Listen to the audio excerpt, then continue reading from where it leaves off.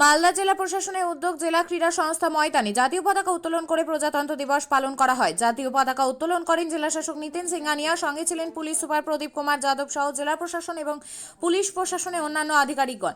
প্রজাতন্ত্র দিবস উপলক্ষে কুচকাওয়াজের মধ্য দিয়ে দিনটাকে শ্রদ্ধা জানানো হয়। কুচকাওয়াজে অংশগ্রহণ করেন পুলিশ প্রশাসন, শিক্ষা প্রতিষ্ঠান সহ বিভিন্ন সংগঠন। অবশেষে রাজ্য সরকারের বিভিন্ন প্রকল্প ট্যাবলোর মাধ্যমে তুলে ধরা হয়।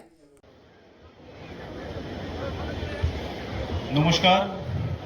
৭৬তম প্রজাতন্ত্র দিবস উপলক্ষে মালদা জেলাবাসীকে জানাই আন্তরিক অভিনন্দন। আজকের এই শুভ দিনে সরকারের প্রতিনিধি হিসেবে আপনাদের সামনে উপস্থিত হতে পেরে আমি খুবই আনন্দিত। সরকারি ব্যবস্থাপনায় বিভিন্ন কর্মসূচি সফল করতে মালদা জেলা প্রশাসন সদা সচেষ্ট রয়েছে।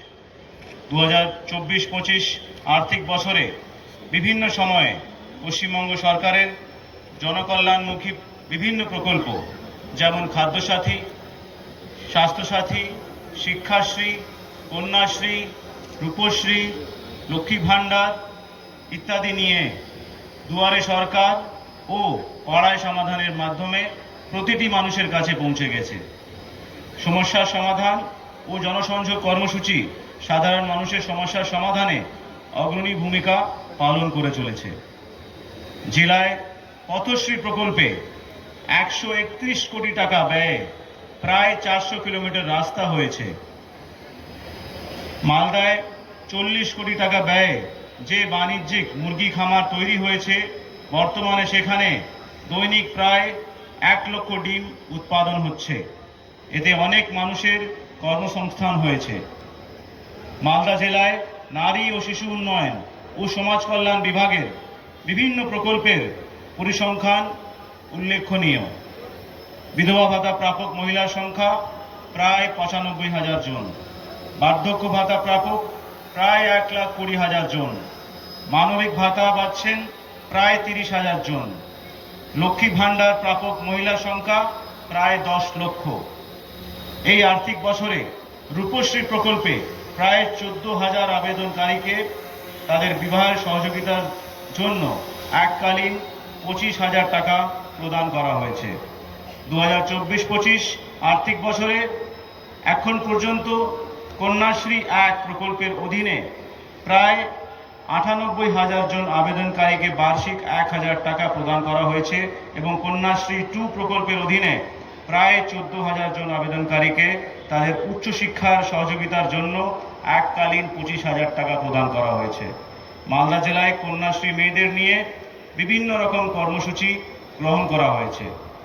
এই জেলায় প্রায় 5,723টি আঙ্গনওয়াড়ি কেন্দ্রের মাধ্যমে আমরা পরিপূরক পুষ্টি প্রদান, টিকাকরণ, স্বাস্থ্য পরীক্ষা, প্রাক প্রাথমিক শিক্ষা, স্বাস্থ্য ও পুষ্টি শিক্ষা ইত্যাদি পরিষেবা প্রদান অব্যাহত রয়েছে।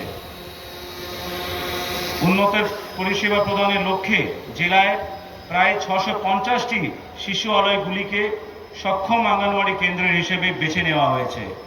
এই সকল সক্ষম আঙ্গনওয়াড়ি কেন্দ্রগুলি শিশুর সার্বিক বিকাশ গড়ে তোলার লক্ষ্যে স্মার্ট টিভি দেওয়া হয়েছে। বাচ্চা ও মায়েদের পুষ্টির মান উন্নত করতে এই সক্ষম শিশু আলয়ে পোষণ বাটিকাও তৈরি করা হয়েছে। ক্ষতিকারক প্লাস্টিকের ক্যারিব্যাগ বর্জনের নির্দেশ দিয়েছে সরকার। চারিদিকে চলছে সচেতনতামূলক প্রচার কর্মসূচি। রায়গঞ্জেও তার ব্যতিক্রম নেই। ক্ষতিকারক প্লাস্টিক পরিবেশকে চরমভাবে দূষিত করছে। এর থেকে নিস্তার চাই। তাহলে উপায় কি? চিন্তা নেই, রায়গঞ্জে চলে এসেছে বিকল্প ব্যবস্থা। সবার জন্য সুখবর। পশ্চিমবঙ্গ সরকারের অনুমোদনে আগামী সপ্তাহ থেকেই শহরে তৈরি হতে চলেছে পরিবেশ বান্ধব দূষণমুক্ত বিভিন্ন ধরনের বায়ো ক্যারিব্যাগ, যা অবশ্যই পচনশীল। একেবারে সুলভে পেয়ে যাবেন আপনারা। আগ্রহী বিক্রেতা ও ডিলারশিপের জন্য অতি সত্বর যোগাযোগ করুন আমাদের সাথে। আমাদের ঠিকানা ইকো ক্যারি ইন্ডাস্ট্রিজ, জেলখানা মোড়, রায়গঞ্জ, উত্তর দিনাজপুর। আমাদের মোবাইল নম্বর 7001178352 অথবা 9434171272 অথবা 8250161082 অথবা 9800217806।